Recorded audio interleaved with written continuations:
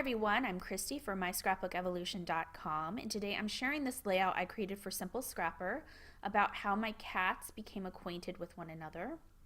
You can see that I've cut this piece of scrap paper apart in approximately thirds. I wanted to use both sides, and I need to reinforce that with a little bit of cardstock and some wood veneer tape. The heart pattern was perfect to tell the story of how they grew to love one another. And I liked that there was ruler paper on the one side because it kind of shows how their love is measured.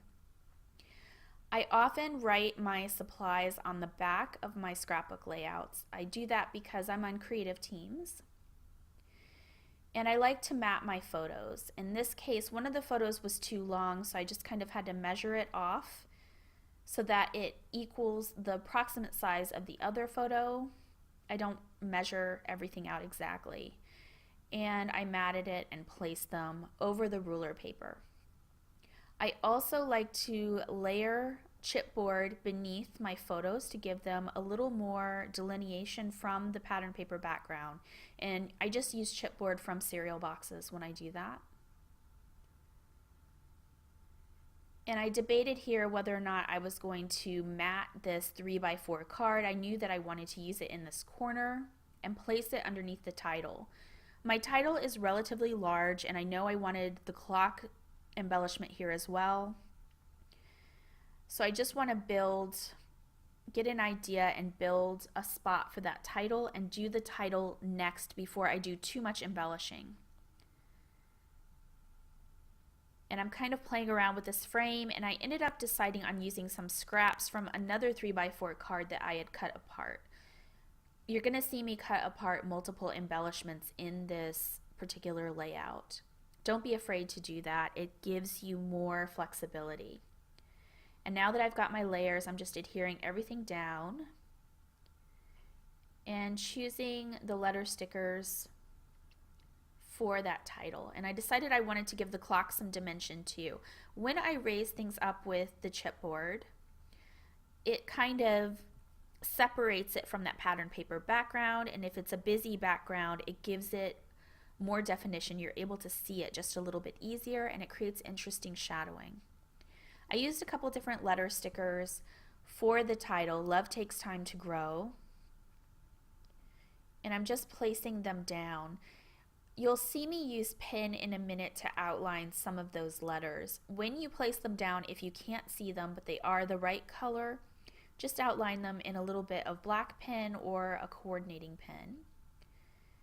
And I'm just getting the embellishment ready to go between the photos here.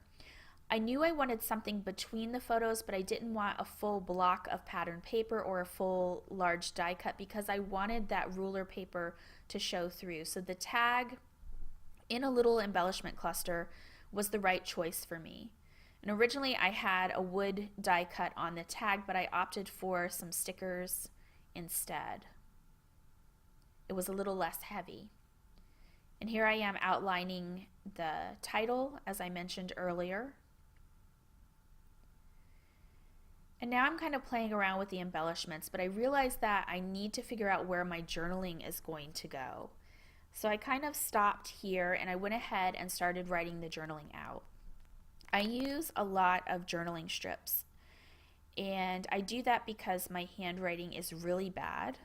So if I make a mistake, I can just easily cross it off on the white scrap piece of cardstock and start over. The journaling strips also add a very nice layer to your page. They kind of fill up the space and add weight, and you may then need less embellishing. They're kind of an embellishment unto themselves. They're one of my favorite ways to journal.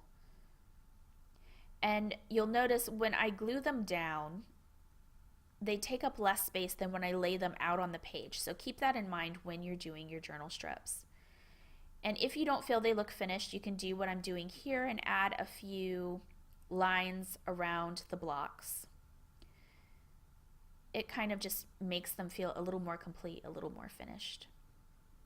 And then once you've done your journal strips, you can decide if you need any more embellishments. In this case, I cut apart this frame and made my own photo corners because the frame just wasn't working for me.